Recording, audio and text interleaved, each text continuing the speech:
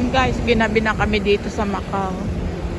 Tapos, magbabiyahe pa kami ng 3 hours papuntang Hong Kong. Ay, malilate tayo. Oh my goodness. Ngayon lang kami ginabi dito. Kasi, Alas?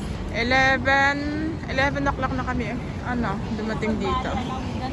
Kasi wait pa yung iba namin kasama. Kaya, ginabi din kaming maglakad-lakad. So, sinulit na namin yung ibang pupuntahan namin. Ayan, ganyan kala. Parang Hong Kong lang din siya.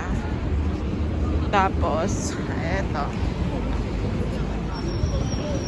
Pag kami nauuhaw, or gusto namin uminom ng kape, pumapasok lang kami dun sa mga restaurant kasi maraming libre dito. Libre din ang bus pag pupunta ka sa mga sightseeing. Tapos, ayan.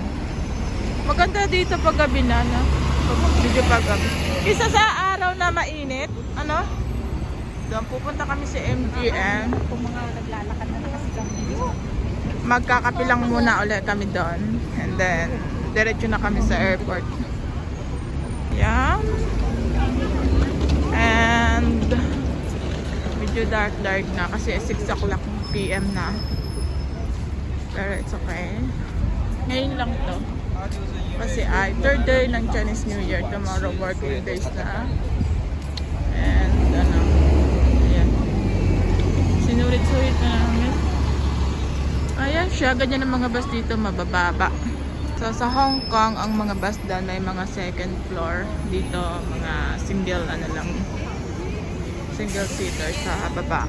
Ang MGM, papasok kami dyan, and as usual, maraming tao pa rin. Kakaiba yung entrance. So, ayan, titilan natin kung anong meron dyan.